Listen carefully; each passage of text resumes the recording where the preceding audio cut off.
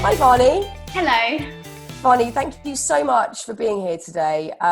We've been messaging and speaking over the phone over the last few days, discussing cultural appropriation following a class that went out on the Happy Place Festival on the goddess Lakshmi, given by a white woman. And I know that you found that upsetting, and we'll talk about that in a moment. And I felt that rather than discuss this in the messy, faceless, and often impersonal world of Instagram, I really wanted to do it properly and talk and give you time and space to talk and have a really important conversation, essentially. So look, here I am wanting to learn and wanting to listen. So let's start by talking about cultural appropriation and I guess how the individual is affected by it. And if you could expand on that and personalize it for us. Yes, sure. Thank you very much for having me on your platform and really hearing the voices of people who were really deeply hurt and upset by what happened. And I think that is one of the main things. If people are saying something, it's very important to listen and to take it on board and to learn. And I think this is the perfect example of something, that people saw as quite problematic. It was addressed, and now we're having this wider conversation. So not only is it educational for me and for you and people who are involved directly in this, it's an education for everyone who now can watch this conversation.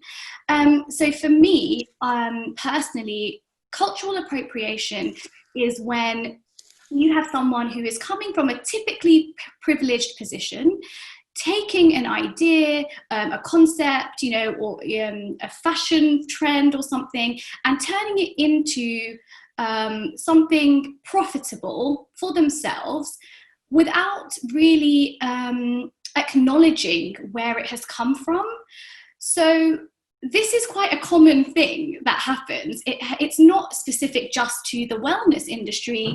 We see it, in fashion, in food, in, even film, TV programs and things.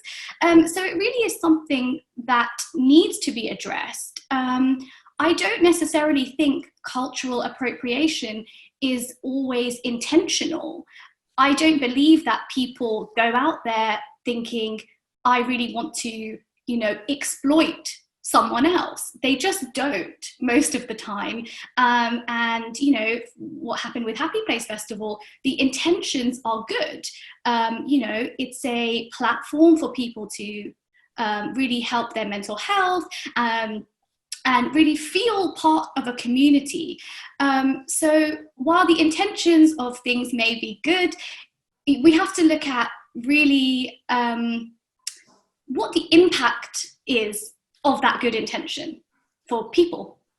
I understand. It's been very interesting talking to you on the phone about it. I guess there's so much of it that I need to learn about and understand further. And I completely hear you and have enjoyed talking to you about all of this.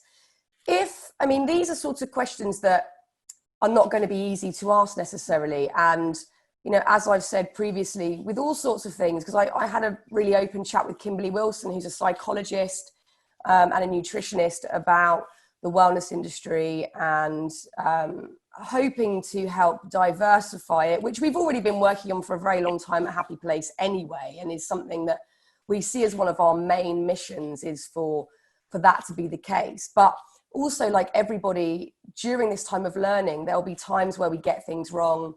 There'll be times where we need to look closer and learn more. And I think if the willingness is there, that's a good starting place.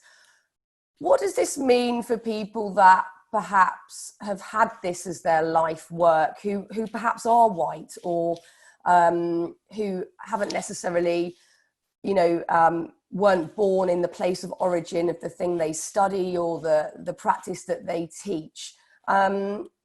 How will that work going forward? Yeah, I think that's a really great point to make and something that should be discussed. So I don't think anyone is saying, across the board that this is my thing. It is not for you. And, you know, you have no right to, you know, have any kind of opinion, or, you know, you have no right to teach. It's not that. And I think it's important, if you are someone with a, you know, successful career revolving around a culture that, you know, isn't necessarily where you're from, I think it's important to make sure that you are opening yourself up to the voices of people of color. So if you are a yoga studio, you know, do you have all white yoga instructors, right? And so is your ethos of your company that you are inclusive and diverse? But in reality, when I walk into your studio, I feel very out of place. So I think, you know, moving forward, everyone really needs to take a look at the kind of person or organization or brand they want to put out into the world, and listen and encourage, you know, people of color or that specific culture, whatever you're talking about here, to join you. And really, I think with the Black Lives Matter movement, people are really have now suddenly woken up to this concept of, it's not enough to just be not racist. You know, you can't simply sit at home and, you know, actively not hurl racial abuse at someone. You have to be at home having these conversations with friends, with family, you know, actively not being racist, you know. So it's a similar kind of equation here. If you are someone who is white and has a career in something from another culture, share your space with people, you know, encourage them to have a voice. And this isn't only beneficial for, you know, for example, if it's me, if I go and teach at a, you know, fancy yoga studio that is generally full of white yoga instructors, it is not only beneficial for me to be there for myself, you know, it's beneficial for other people too, because, you know, I have something to bring to the table here. I have something different. I have a different perspective that will be helpful for your students also, and you as a team. And I think that's something that sometimes gets missed, that, you know, it's all well and good saying you want to be inclusive and diverse and, you know, it looks great. These people have value to input into these brands, these organizations. You know, it's kind of the same thing as big companies having a whole board of men. You look at that and you just think you are missing a trick here. And as a woman of color, I look at things which are, you know, maybe all white and think, my goodness, you are doing yourself a disservice by not including people like me. I mean, I agree. You know, I think the foundation of Happy Place, whether it be the podcast or whatever else, ends up unfurling from that sort of backbone of what we're about. And when I say we're, I must sort of clarify to everybody out there that Happy Place, well, especially the festival, is me and like a teeny team. There's about 5 people that have worked on the festival. So I just think for everybody out there to sort of see that Happy Place isn't this like huge thing. We are not the wellbeing industry. We are this teeny corner trying to make some good in our own area. And it is a really small group. And why I've gone about things in this way is, it is me. It is deeply personal to me. And it's something that I am so invested in, like on every level. And I think, you know, that for me has been my absolute mission statement, especially starting off with the podcast, that, you know, no one needs to hear me waffling on anymore. I've written books. I've said my bit about depression and anxiety and whatnot. My goal now is to give people the space that I inhabit in this industry to tell their stories. And I feel lucky every time that happens, whether that's someone, you know, from the disabled community, LGBTQ plus community, people of color. You know, I want these stories because I'm interested in them. I want to hear the richness of life and the variety of life. And I think, you know, there are certain industries that are slower on the uptake. And I find myself weirdly sometimes lumped in the wellbeing industry, which I didn't set out to do. It was very much a sort of mental health skewed mission at the start, and it's spilled over into just my personal interests. So it's a really interesting kind of path to take with lots of twists and turns, and I completely agree. What are your feelings on how more traditional practices like yoga and perhaps meditation are then used, I guess, in the Western world, but in the modern world? What's your feelings around that? So firstly, I'm really proud that things from my culture are finally being recognised by the Western world. And something that I only learned recently was that things like yoga and Ayurveda under the British Empire was banned. Yeah.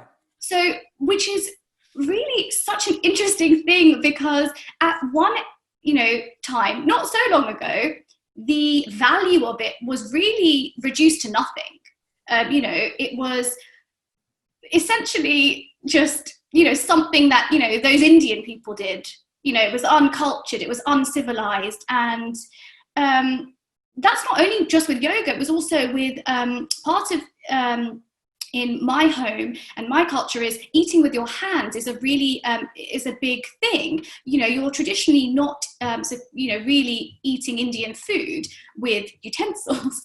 And if I did that at school, it was, oh, that's disgusting. That's so dirty. How unclean, And now suddenly there's this wave of, oh my gosh, yoga's really good for you. Have you heard about this thing, meditation? Actually, mindful eating is all about being connected to your food and things like that. So there's just such an irony that people feel at the moment with that whole conversation. So I am pleased that people, are now recognizing the value of these things, where at one time, they really didn't. And obviously, over time, things do evolve. Something like yoga was traditionally a male thing. It was, Lord Shiva is the god of yoga, meditation, and the arts. And he was the one who really was the inventor of, every yoga pose you see today. I do think it's strange that, we have never heard of him really. He's not talked about ever. But that is besides the point here. So traditionally it was a male thing. It has now evolved into being predominantly female. That's what you mostly see, yoga instructors or, people who attend yoga classes.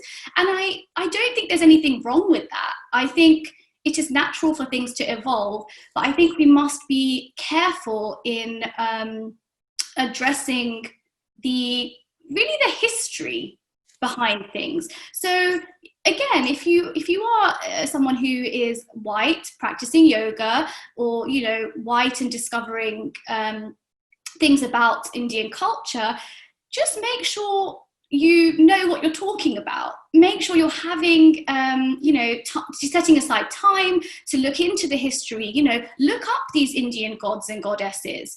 Lord Shiva was married to Parvati. She was a goddess. She encouraged him to spread this message of yoga and meditation. He actually felt it was a deeply personal thing and only shared it with his wife initially. So make sure you have this background knowledge. So when you're teaching a class, you have some of this cultural influence. And I'm not saying you have to be talking about this to everyone all day, every day when you practice yoga. It's more just so you know for yourself, and it will deepen, your practice and your knowledge as a person. Yes, I find that side of yoga deeply interesting, and I've luckily met a lot of yoga instructors along the way from all backgrounds and cultures who have taught me a lot about that side of it. And it took me a long while to really apply that to, I think, what I was doing physically, because I don't think it is a rush with practices like that. I think it is possibly a lifelong practice and tool if you get something from it, and everything starts to align later down the line. which is exciting. I think all of that side of any ritual that you have in your life can be very expansive once you really start digging, and it's very exciting. Is there a place for perhaps a derivative of yoga that is purely physical and fits more into the fitness world? And if so, do we have to look at language? Do we have to look at the language applied to certain practices that aren't necessarily coming from a deeply traditional place of practice? Definitely. And I think that really is something that can be tackled, and would save kind of a lot of cultural insensitivity issues. For example, if you're teaching a yoga class with hip hop music, for example, I don't necessarily think that is yoga. So maybe it should be, called something else. And I don't think there's anything wrong with using yoga as a form of exercise in the modern world, because that essentially is what it is.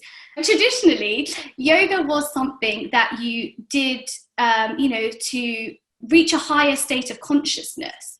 It wasn't something you did for 45 minutes in the morning, before you popped off to work. It was a lifestyle, not in the sense of the lifestyle how we speak about it now. It was just there. It was part of people's beings, things like a plant-based diet and mindful eating. Those were not things people, did.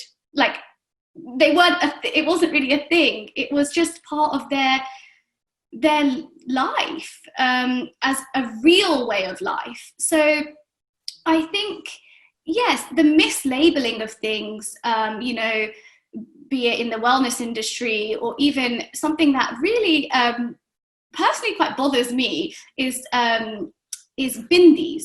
So we wear bindis in my culture, and not just as, something you stick on your face, right? When I see bindis being sold in shops under the name of face gems, this causes me quite a lot of anxiety. I don't quite understand what the point of taking something, repackaging it, and sending it back out there in a more palatable way, which is happening with yoga as well. Just call it what it is, and then again, it doesn't just benefit me, it doesn't just benefit my culture, it benefits other people. If you're a young woman or man who wants to wear a bindi, you should also, it's also your right to know what you are putting on your face or what you're wearing. So yeah, I think, the mislabeling of things really is an issue, and this should be looked at, if you're whatever industry you're in. And you're a teacher. So you teach, what age children is it? So I teach secondary school English. Wow, you brave woman. Which I love. But I also teach yoga and mindfulness. I'm a qualified instructor. So do you think that education really is at the nucleus of all positive change? 100% education is the way forward. I'm an educator, and I don't believe in, this kind of cancel culture thing in some respects. So for example, if someone has done something that, has upset you, be it, on a personal level, a brand, something like that, I don't think there is any point in just writing them off. I don't think there's any point, if I was upset with the Happy Place Festival programming, for me to just think, well, who cares? They're over. I'm going to tell everyone, don't support them. I don't see how that is a helpful step, really. I think you need to go away, do the research, go and read books, read articles, talk to your friends, and and of course, I'm not saying you should go and find every brown person on Instagram now and go and message them and ask them if you can wear a bindi or if you can, you know, say the word namaste. These are all things that you should be able to do really yourself. And then, of course, ask for help and, you know, just really make sure that you are armed with the correct toolkit. So you're putting out, you know, positive messages in the world. Yes, and I think it's all about at this point, because we're all going through such a tricky year of, I mean, so many things going on. We all know it. We're all feeling it on perhaps a sort of subconscious, subterranean level, that there is heightened anxiety and there is a lot of sensitivity and a lot of pain, justifiable pain. And I think the thing that we all need to focus on, this is what I personally believe, is collaboration and talking to one another. You know, I am to the core conversation. There's not much else to me. I love proper, thorough conversation. And for me, I think that is the helpful way. And like you say, you know, for many people out there, whatever your beliefs, whatever you're feeling about certain things happening or certain things you're triggered by, you know, it's not about cancelling out the other person ever. I think for everybody to keep talking, to keep interesting conversation alive, it's of paramount importance that we bear in mind the word collaboration constantly. And I think for me, that feels like how positive change might begin, because we are, I think, on many levels at a new starting point with looking at everything with open eyes and learning and listening. And part of that, as tricky as a lot of conversations can be at the moment, I think a lot of it actually feels quite exciting. And I don't know if you feel the same. Obviously, I'm coming from a very different place here, because I'll never know what it's like to be a person of colour, and I won't have had these sorts of traditions in my family home growing up. But for me, it feels like there is exciting change afoot, and I wonder if you feel the same. Yes, I feel excited about the future. I do think we are at this point of a real cultural and societal, you know, change. We are at the beginning. People are realizing, you know, things that they might not have noticed before.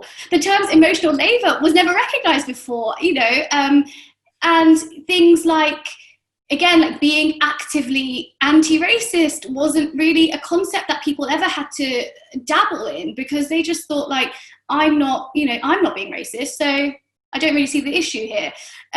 So I do think we are really on the cusp of something great, and collaboration is the way forward. And I think it always was, but for some reason it got, you know, really missed for a long time. There's no two ways about it. There are simply, and as an English teacher, it pains me to say this, some things you cannot learn from books.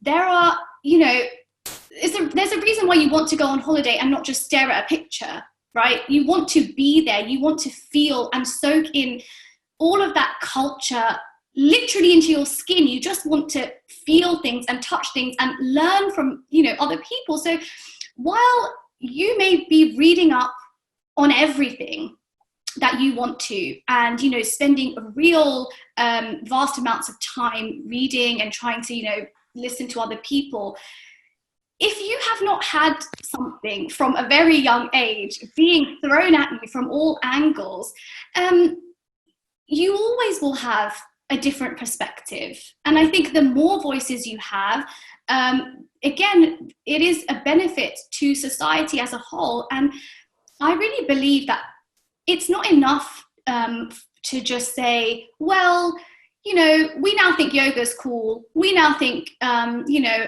mehndi, which is henna, is cool. So you should be happy with that. I am happy with that. But it's also important who gets to tell these stories, because the narrative, time and time again, around people of colour is skewed, and they are constantly being written out of their own story. So And just a really quick example of that is there is a princess, an Indian princess called Princess Sophia Dalip Singh. I don't know if you've heard of her. I haven't. So very interestingly that you haven't, because not many people have. And she was an Indian princess who was the goddaughter of Queen Victoria.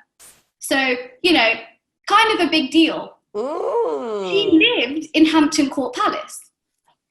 So again, all of these things are so important to, you know, British society. Of course. And it's just incredible that no one has really ever heard of her. She was as popular as, say, Beyonce now. Wow. Everyone around the world knew her. The press loved her. You know, fashion houses wanted to dress her. She really was a celebrity at the time. She was around when the women's suffrage movement occurred. She was one of the main women who was working with Emmeline Pankhurst to allow women to get the right to vote. She was incredibly wealthy and had great social standing. So her voice at that time was really a game changer for the movement. There is very little written about her. There's a book by Anita Anand, which is absolutely full of wonderful detail about Sophia. And you just think, you know, someone like this, where is she? Why do people not know about her? And when there was the film Suffragette, I don't know if you saw that, it came out in 2015. Sophia's character was supposed to be in that film. She was written into the film originally. They were in talks with someone to play her. And at the very last, the final draft of that movie, her character was written out. So I'm sure you can see how if you don't have a diverse, platform of people at every stage, right? So, for example, here in the writer's room, the conception, the producers, you know, if people of colour are not involved in their own storytelling, they really do get missed. And I think Princess Sophia is one of the most incredible people in our history, and it is really our history. She lived here. She worked, you know, for us. She is part of my life and your life, and the reason why that we even have a voice to do these things. And I find it really a great injustice to her. And I can't imagine, you know, that there are, you know, not other people like her. There must be. It's physically impossible, you know, that there isn't someone else like her, you know, making these changes. And I just think it's a real shame, you know. So again, like, for example, with that Suffragette film, if there was someone perhaps of colour in the writer's room, on the production team, it is likely that they would be fighting for her character. Of course. And yeah, I just think, it's really important to be involved in your own storytelling, just to make change.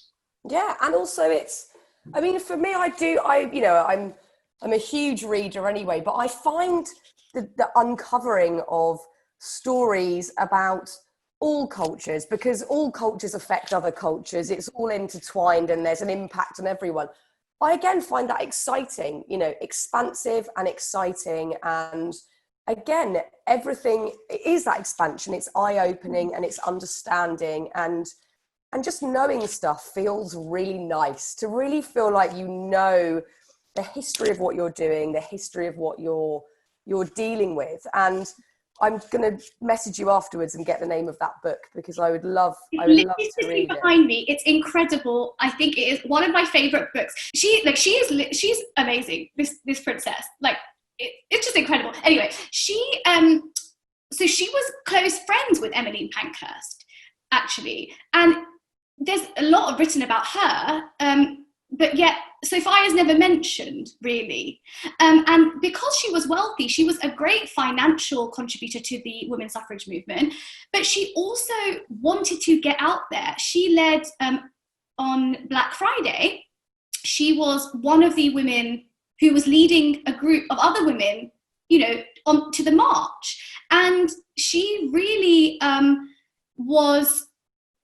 she wanted to put her life on the line for people. She made those choices to go and march with the people when she could have just sat there. She could have sat in Hampton Court Palace having a great old time, donating all the money she wanted. But, and there's a lot of, especially in this book, there's a lot of details about her specifically, wanting to do things to get put in jail for the cause. And just because of her social standing, the police would never put the Queen's goddaughter in jail. So, she would really, do a lot of things to get noticed and to bring attention to the cause, which did eventually make change. That's definitely on my reading list for the summer, most definitely. So again, let's talk about how language is used. Yes, so something that I see coming up quite frequently is the misuse of the word namaste. So firstly, the direct translation of namaste is I bow to you. And it's not just a word. When you say namaste to someone, your hands are in a prayer position and you physically, lower yourself and you bow. The direct kind of correlation in the English language is not hello or goodbye. Yes, namaste is a greeting, but it really is a reverence. It's a respectful word, right, that people use really in like a divine way. So to see it just being completely butchered, really, at the moment, is horrific. I feel deeply hurt with a sweatshirt that says "Namaste, bitches." This is a word that people are using with dignity in my culture, not as slang. So this concept is very uncomfortable for me, and I think it needs to be addressed. I saw a brand at the weekend, a leisure clothing brand, who I have purchased things from them before, and I seemed to have liked them in the past. I went on their website, typed in the word namaste, and they have a line of underwear called Namaste Put. And clearly there is a large gap in every stage of that brand's processing. So there is a gap in the concept team, there's a gap in the design team, in the labeling, the marketing. All of these things are very clearly missing enough representation, because they have now put this product out there, and besides it being culturally insensitive, financially it seems like a very strange move to alienate a very large portion of consumers. So I think it's wrong. And I think, again, yes, it is all about the language that we're using. And we have to be careful. Whether something personally upsets you or not doesn't really matter. I might find things upsetting that other people don't, and vice versa. But there really isn't any need to even have something that could potentially be hurtful or harmful to people. It's a very good point. Vaani, it's been so lovely talking, and I'm really glad that we got the chance to collaborate and get some real positives out of this. So thank you so much for your time today. Thank you for having me. I talk about this a lot on my own platform. So I'm on Instagram at vaani.kc. And I will be holding a similar session to this in the form of an Instagram live, hopefully with some yoga teachers, some studios, and just really to help, again, collaborate with them and help educate more and more people about why you should be, really assessing this concept of cultural appropriation. Thank you, Vaani. We'll speak soon. Thank you. Thank you so much.